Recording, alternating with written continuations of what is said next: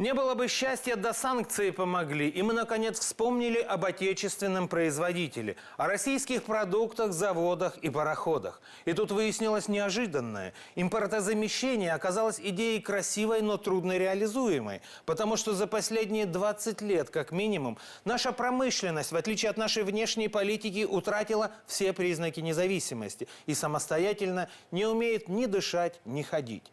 О причинах даже говорить неинтересно. Грабительская приватизация, повальная скупка иностранцами всего, что плохо лежало. А тут еще неистребимое стремление новых хозяев жизни к прекрасному. Когда из всех видов модернизации лучше всего удавалась почему-то только модернизация собственных яхт. Что ждет нас в ближайшем будущем? Об этом в нашем репортаже прямо сейчас.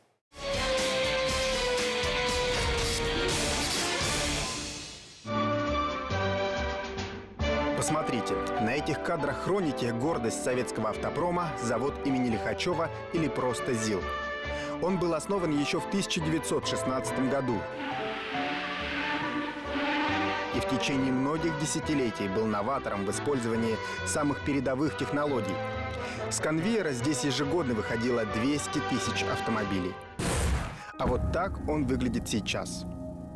Настоящие руины. От гиганта советской промышленности остался только железный остов.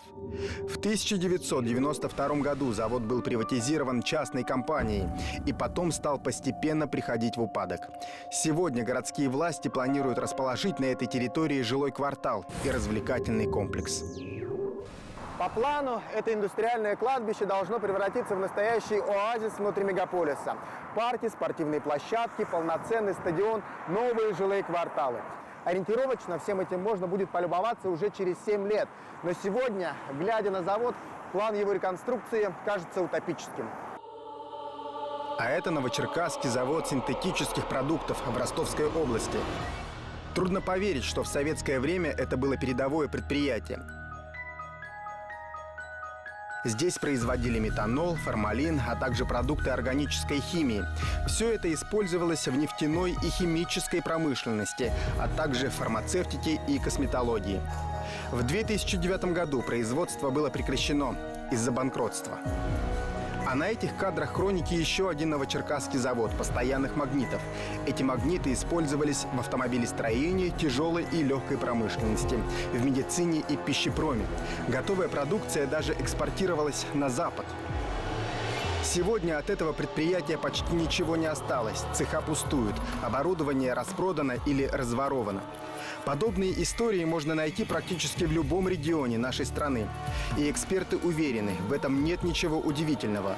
В течение 2 последних десятилетий западные бизнесмены планомерно помогали уничтожать российскую промышленность.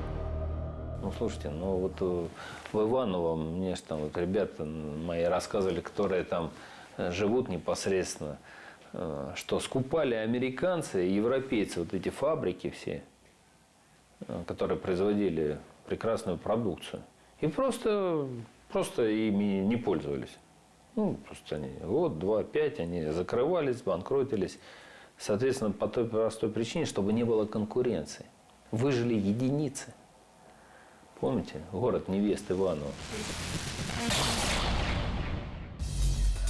В 90-е многие металлургические заводы специально разваливались. По словам экспертов, иностранные компании под видом инвесторов заходили на наши предприятия, а потом продавали их. Но оказалось, что для новых западных владельцев российских компаний это не только повод быстро обогатиться, но еще и способ насолить самим россиянам.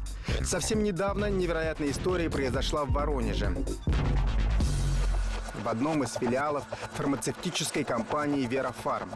Несмотря на то, что это одно из крупнейших предприятий в России в отрасли производства лекарств, о нем знали лишь узкие специалисты. Но все изменилось. Скандал, который разразился в компании, поразил буквально всю страну. Дело в том, что несколько месяцев назад предприятие выкупила американская компания Abbott, и по решению нового владельца 2000 сотрудников Верафарм присоединились с января к антироссийским санкциям, которые ввели против нашей страны власти США и ЕС. Звучит это немыслимо. Как россияне могли применять санкции к своей же стране? Но оказалось и невозможное возможно. Переполох вызвал вот этот документ под условным названием «Кодекс чести». Под угрозой увольнения его заставили подписать всех сотрудников фармацевтической компании. В нем несколько пунктов. Работники должны соблюдать конфиденциальность, а также соблюдать режим санкций против российских и украинских лиц, которые не понравились Соединенным Штатам. Также в документе есть перечень банков, предприятий и госкорпораций, с которыми тоже нельзя сотрудничать. Причем все они крупные игроки финансового мира, без которых жизнь обычного россиянина практически невозможна. И даже заправиться для сотрудников фармфирмы стало настоящей головной болью. Все самые популярные бензоколонки оказались запрещены. Чтобы работники соблюдали правила, за их счетами должны были следить. То есть, если человек, допустим, заправился на обеденном перерыве на своей машине на компании «Лукойл», он нарушил внутрикорпоративную этику или не нарушил? Если у него сегодня счет в Сбербанке, и он там получил ипотеку, получается, что у нас сегодня компания «Верафарм» или компания «Эббот» не будет перечислять сотруднику зарплату в Сбербанк, то есть, а будет вычислять, допустим, в Райфайзербанк. Райфайзербанк, человек будет снимать деньги, платить за обналичивание, потом идти их нести в Сбербанк, платить опять за обналичивание, да? Потом гасить свои кредиты, на этом терять. После появления этой новости в СМИ американское руководство компании «Верафарм» снизило обороты. На сайте сразу же появился пресс-релиз, в котором говорилось, что все предписания в корпоративном уставе носят лишь рекомендательный характер, но сотрудникам фирмы все равно запретили общаться с прессой. По данным специалистов, во многих американских компаниях, которые работают в России, в конце прошлого года пытались внедрить подобные спецправила и заставить сотрудников поддерживать санкции против своей же страны. По словам экспертов, это произошло сразу же после того, как управляющие корпораций из Соединенных Штатов побывали на приеме в посольстве США. Политологи уверены, что такое решение было продиктовано из Вашингтона. И вполне возможно, что сотрудники Верафарм не единственные, кто присоединился к антироссийским санкциям. Это говорит об их отношении к нам. То есть, вот они приехали сюда, то есть, они настолько, американцы, я так понимаю, возомнили себя богами, что они вполне откровенно решили, что, купив предприятие на Воронежской земле, то есть, они могут вообще вводить американские законы в отдельно взятом предприятии на территории Воронежской области. Фармакология не единственная жизненно необходимая отрасль, которая оказалась сегодня в руках иностранцев. Телекоммуникация, черная и цветная металлургия, транспорт. В России сотни крупных компаний, которые принадлежат западным корпорациям. Причем в любой момент их руководство из Лондона или Нью-Йорка может по своему усмотрению даже прекратить продавать свою продукцию внутри нашей страны. Например, вывозить все лекарства на европейские рынки, оставляя в России лишь минимум. Даже эксперты не могут предугадать, как будет развиваться сценарий событий, если санкционная война продолжится. Используя все компоненты, и внешнее воздействие, и внутреннее воздействие через акционеров, через предприятия, экономика должна быть порвана в клочья, чтобы политическое руководство страны на коленях приползло в Вашингтон, просило прощения и сказала, после этого прощения, какую роль мы должны их выполнять. В руках иностранцев в России сегодня оказались и по-настоящему уникальные для нашей страны предприятия. Это холдинг «Электрощит ТМ Самара». Он занимается производством электротехнического оборудования. На сегодня это единственная компания, которая обладает опытом самостоятельного конструирования электрооборудования, в том числе и для атомной промышленности. В этот холдинг входит и фирма «Механотроника». Тут разрабатывают и выпускают микропроцессорные устройства релейной защиты. Они необходимы для работы электростанций, электродвигателей, причем как гражданских, так и военных. В 2014 году владельцем этого уникального предприятия стал французский гигант Schneider Electric. У многих специалистов возникает вопрос, как будут вести себя западные собственники в случае военного конфликта. Будет ли этот завод сотрудничать с российскими партнерами в такой ситуации?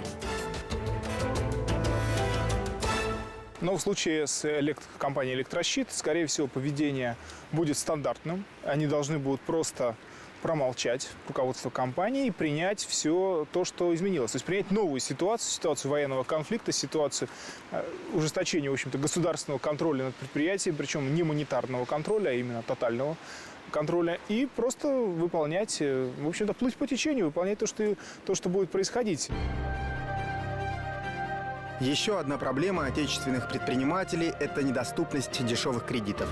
По словам экспертов, российские банки часто спекулируют. Они берут недорогие займы на Западе под 2-3% и уже потом кредитуют компании в России. Правда, чтобы побольше заработать, финансовые институты увеличивают процент ставки в несколько раз. Сегодня это 25-30%. Бизнесмены говорят, что это настоящий грабеж. Причем в некоторых случаях банк-кредитор может вмешаться в управление компанией должника. То есть завод будет зависеть от решений третьих лиц. Но выходов у предпринимателей немного, и они вынуждены брать дорогие кредиты. Эксперты отмечают, что таким способом крупные финансовые институты, в том числе и зарубежные, проворачивают рейдерские захваты.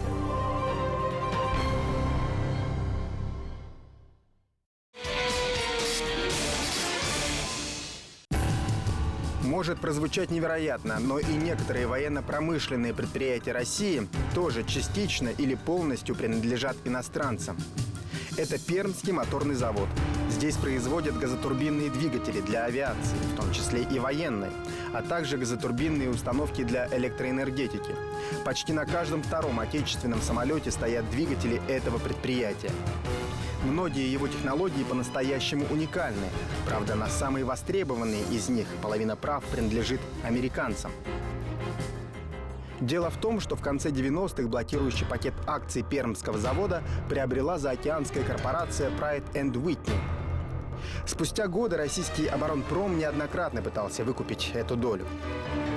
20 лет назад в ходе приватизации оборонного комплекса государство стремилось в первую очередь избавиться от дорогостоящих промышленных гигантов. В бюджете не было средств их содержать. Поэтому в частные руки попали крупные заводы. По данным специалистов, сегодня государство полностью контролирует только 35% оборонки в стране. Небольшое количество предприятий есть также и в оборонно-промышленном комплексе, где есть акционеры зарубежные, и ряд стратегических предприятий. Они могут, значит, те, которые работают в цепочках связей по поставкам комплектующих для оборонки, они просто могут эти предприятия закрыть, вырубить или испортить технику и так далее. Поэтому это мы ставим как раз на особую заметку предприятия стратегического оборонного комплекса. Но больше всего в России иностранные корпорации вкладывали деньги в производство продуктов питания. Сегодня ни один магазин, будь то крупный супермаркет или небольшой ларек, не обходится без сока или шоколадки от европейского или американского производителя. В условиях санкций мы уже привыкли видеть на прилавках продуктовых магазинов исключительно отечественную продукцию. Но мало кто догадывается, что молоко, кефир, квас или сок с русскими и такими родными названиями производятся американскими корпорациями. А самый крупный в России пивоваренный завод вообще принадлежит датчанам. По данным экспертов, большинство заводов в нашей стране находятся в упадке, разграблены или разорены. Некоторые специалисты уже говорят, что в стране пора начинать новую волну индустриализации, по примеру СССР. Тогда, в первой половине 20 века, отсталой стране удалось превратиться в супердержаву в кратчайшие сроки. Все помнят знаменитые советские пятилетки и перевыполнение плана. Я, ударник, обещаю дать в конце этого года 28 тысяч тонн! В свое время они стали частью анекдотов, их открыто высмеивали. Казалось, что это глупая пропаганда. Но только сейчас стало понятно, как это было важно. В 20-е годы молодая советская Россия отставала от Европы на 50-100 лет. Но уже после первой пятилетки производство продукции тяжелой промышленности выросло почти в 3 раза, машиностроение в 4 раза. В химической промышленности были успехи. Было резко расширено производство стали, чугуна, добыча угля, цветных металлов, выплавка алюминия резко увеличилась. То есть авиастроение стало действительно мощной отраслью, танкостроение, тракторостроение. То есть было очень много сделано. Фактически мы стали индустриальной державой именно тогда, в 30-е годы. Это стройка Магнитогорского металлургического комбината, который был возведен за рекордные 2 года. Здесь производили чугун, сталь, железо. В годы войны завод был переориентирован на выпуск военной брони для танков. А это уже Сталинградский тракторный завод. Его построили с нуля за 4 года. В 30-м году с конвейера сошла первая машина. А уже через 2 года предприятие выпускало 144 единицы техники в сутки. А вот так в 1935 году выглядел город Сталинск, нынешний Новокузнецк. Появление здесь металлургических комбинатов и активное освоение Кузбасса позволило за 5 лет небольшому провинциальному городку вырасти в центр советской металлургии и угледобычи. Некоторые города, как мой родной Новосибирск, они многократно выросли за период индустриализации, промышленного развития, а уже после Второй мировой войны. А некоторые города просто наращивали свой вес, да, и промышленный вес, и население увеличивали, такие как Москва. И, конечно, произошло колоссальное перемещение населения из деревни в российские города. За последние десятилетия индустриальные скачки сделали сразу несколько стран в Азии и Южной Америке, которые считались отсталыми. Сегодня уже трудно поверить, что вторая экономика мира, Китай, когда-то была лишь аграрным государством, с которым никто не считался. Корея, Тайвань, Гонконг, Сингапур превратились в крупнейшие международные промышленные центры, которые поставляют на мировые рынки электронику, средства телекоммуникаций, высококачественные машины. Не отстают и латинские государства. Бразилия, Аргентина, Мексика, Венесуэла. За последние годы в этом регионе были созданы новые отрасли. Особенно динамично развивается обрабатывающая промышленность. Некоторые южноамериканские страны стали крупнейшими производителями автомобилей, судов и одежды. А вот в Бразилии дополнительно решили сделать ставку на выращивание сахарного тростника. Так много этой культуры не выращивают больше нигде в мире. Ежегодно она приносит многомиллиардные долларовые доходы. Причем делают из тростника не только сахар, но и этанол. Его не пьют, а используют как топливо. Он продается на любой автозаправке. Также в Бразилии спирт принято добавлять во все виды бензина и дизеля. Получается намного экономичнее и экологичнее. Некоторые эксперты уверены, что и в России может произойти резкий скачок в производственной отрасли. Ведь санкции только подтолкнут предпринимателей заполнять те ниши, которые раньше занимали иностранные товары. Идея импортозамещения сейчас обсуждается практически везде. Ведь такой возможности у нашего бизнеса не было с 90-х годов. Тогда общую позицию власти озвучил Илья Клебанов. В те времена он был заместителем председателя правительства России. Высокопоставленный чиновник заявил: «Зачем нам развивать электронную, радио и приборостроительную отрасль, если мы можем точно такие же приборы купить за границей, да еще и по дешевой цене?» Спустя 20 лет выяснилось, что собственное производство может даже очень пригодиться. Сухой Суперджет 100, он же процентов на 70 как раз, база его производства, значит, запчасти мы закупаем за рубежом. А вот сейчас в период санкций этот вопрос стал очень актуален. Надо здесь как раз на импортозамещение проходить по компонентам, по запчастям этого самолета. Эксперты утверждают, что нужно пытаться прекратить закупать на Западе даже те товары, которые не попали под санкции. Так, в начале февраля крупнейшая российская компания «Газпром» заявила, что теперь изделия из металла и машиностроительная продукция, в том числе автомобили, сельскохозяйственная, дорожно-строительная техника, будут закупаться преимущественно у российских производителей. Раньше поставщиками гиганта в основном были иностранные компании. По данным экспертов, в 2015 году на капитальные затраты «Газпром» выделит почти 600 миллиардов рублей. Специалисты уже говорят, что подобные крупные заказы могут дать хороший толчок для развития отечественной промышленности. Дело в том, что у нас произошло обновление производства многих предприятий, производящих дорожную технику, строительную технику. Эта техника не уступает аналогам зарубежным, европейским, японским, китайским, каким угодно. Российская промышленность в состоянии покрывать все нужды российского рынка. Более того, через некоторое время, если такая ситуация появится, когда они будут действительно владеть этим рынком и на нем расширять сбыт, они почувствуют вкус и пожелают иметь новые рынки. Но несмотря на все трудности, в России есть предприятия, которыми можно гордиться и сегодня. Наша оборонка уже многие десятилетия считается одной из лучших в мире. Отечественные танки, самолеты и корабли приобретают для своих армий самые разные государства. Посмотрите, это конструкторское бюро машиностроения в Коломне. В современных цехах здесь собирают уникальные машины. Например, оперативно-тактический комплекс «Искандер-Э». Он способен уничтожать целые вражеские аэродромы или группировки артиллерии на больших расстояниях. А это комплекс активной защиты «Арена». Он сделает ваш танк неуязвимым от ракет и гранат противника. В России уже сегодня возрождается и легкая промышленность. Это фабрика «Донецкая мануфактура М», которая располагается в Ростовской области. Здесь производят махровые изделия. По данным экспертов, это самое крупное и технологичное предприятие в этой отрасли не только в России, но и в Европе. Успехов добились и отечественные изобретатели в области электроники. Недавно появился уникальный российский смартфон с 2 экранами, который уже заинтересовал иностранных покупателей. По последней информации, только с одним китайским ритейлером был подписан контракт на поставку 1 миллиона телефонов.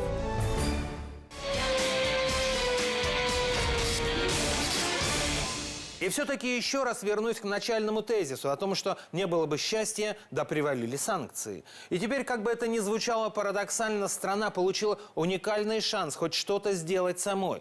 Построить, наконец, склады для собственных яблок, чтобы не тащить их из недружественной Польши. Не отпускать в Силиконовую долину, а трудоустроить у себя наших чудо-компьютерщиков, чтобы каждый раз не кланяться Майкрософту. Да еще многое чего можно сделать с нашими возможностями, ресурсами и светлыми головами. Только надо торопиться. Ох, как торопиться, а то не равен час отменят санкции, и пойдет тогда прахом все наше импортозамещение. Жди тогда новых.